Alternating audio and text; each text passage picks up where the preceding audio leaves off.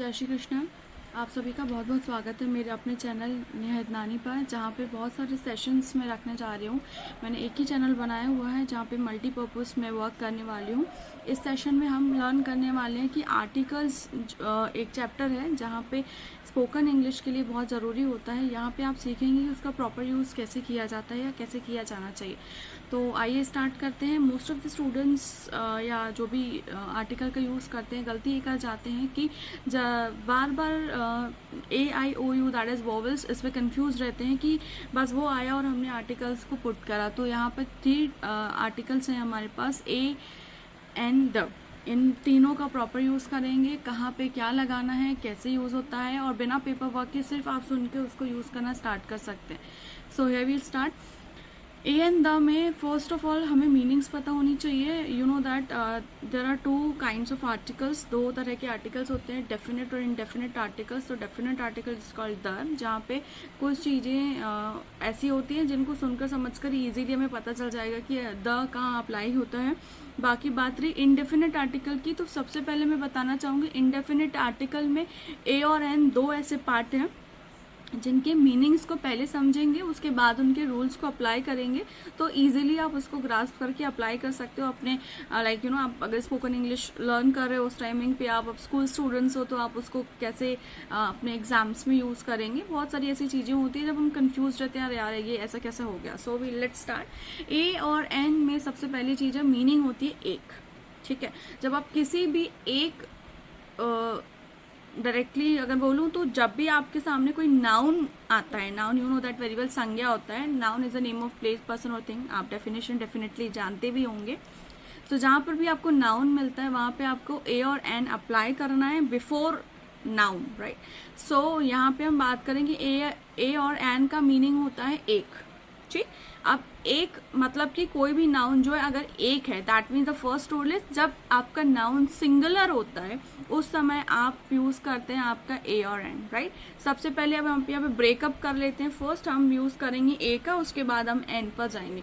तो ए जो है वो एक मीनिंग है एक, जहाँ जिसका फर्स्ट रूल है कि जब भी हम कोई भी एक नाउन के बारे में बात कर रहे होते हैं एक, राइट। जैसे मेरे पास अभी हाथ में एक पेन है, so this is a noun, ये नाउन कहलाता है। तो नाउन के पहले हम यूज करेंगे आपके आर्टिकल्स का, जहाँ पे अभी यूज होगा ए का। A means this is a pen, right.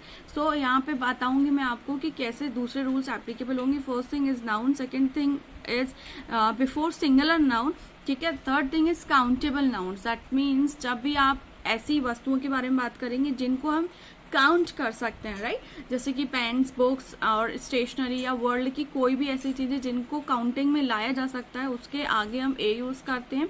Apart of that अब नेक्स्ट रूल है आपका, आप कॉन्सोनेंट वोवेल्स के आगे हमेशा क्या यूज करते हैं, a, right. Consonant vowel you know very well that कि हमारे पास 2 पार्ट होते हैं आपके इंग्लिश के A to Z अल्फाबेट्स में। अल्फाबेट्स को 2 पार्ट्स में डिवाइड किया है। One is your vowel sound, second means vowels, and second one is your consonants. So consonant से स्टार्ट होने वाले सारे उन वर्ड्स को हम ए के आगे पुट मतलब उनके आगे हम ए पुट कर सकते हैं, बट जब उनका साउंड कॉन्सोनेंट होगा तभी हम उनको पुट करेंगे, अदरवाइज वो आपका रूल जो है वो गलत हो जाएगा। Consonant that means A E I O U को छोड़कर जो बाकी बचे हुए जितने भी अल्फाबेट्स होते हैं उनके आगे हम ए पुट करते हैं। तो ये रूल जो है वो गलत है, बचपन से यही पढ़ाया जाता है और यही समझाया जाता है, but that is totally wrong. Because यहाँ पे हम बात कर रहे हैं कि आपके वोवेल साउंड और कॉन्सोनेंट साउंड की। सो पहले सबसे पहले मैं आपको वोवेल साउंड और कॉन्सोनेंट साउंड का एक छोटा सा डेफिनेशन देना चाहूंगी।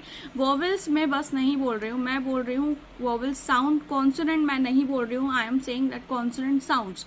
सो यहाँ पे बात प्रॉपरली हो रही है जब आपका प्रोनाउंसिएशन मतलब जो साउंड, जिन शब्दों को पढ़कर उसका प्रोनाउंसिएशन कॉन्सोनेंट लेवल पर जाता है, चाहे वो उसकी स्टार्टिंग आपकी ए ई आई ओ यू किसी में से भी हो रही हो। जैसे कि आपका एग्जांपल आप ले लो यूनिवर्सिटी, राइट। आपका स्टार्टिंग हो रहा है यू से जो कि वोवेल है, दैट मीन्स हमें ए लगा देना, एन लगा देना चाहिए, बट दैट इज रॉन्ग। हमें यहाँ पे देखना पड़ेगा कि वोवेल साउंड आ रहा है या कॉन्सोनेंट साउंड आ रहा है। यू से स्टार्ट जरूर हो रहा है, लेकिन यूनिवर्सिटी का पूरा जब हम प्रोनाउंसिएशन कर रहे हैं तो या के का, दैट में हिंदी कॉन्सोनेंट आ रहे हैं जहाँ पे ए का यूज होगा, राइट। हमें सिर्फ ये नहीं देखना है कि वॉवल साउंड मतलब वॉवल्स आ रहे हैं या नहीं आ रहे हैं, हमें वॉवल साउंड्स और कॉन्सोनेंट साउंड्स पे प्रॉपरली ध्यान देना पड़ेगा। तो AEIOU से शुरू होने वाले बहुत सारे ऐसे वर्ड्स हैं जिनका प्रोनाउंसिएशन एग्जैक्टली आपका वोवेल्स के बेस्ड नहीं आ सकता। दैट मीन्स ए से एप्पल भी होता है, right.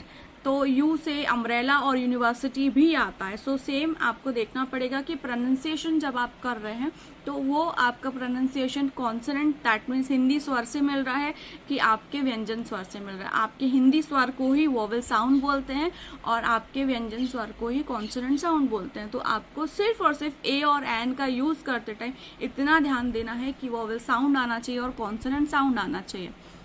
I hope I am clear with this. और अगर आपको कोई भी इस तरीके का कोई भी आपको कंफ्यूजन है तो प्लीज कॉमेंट। Thank you.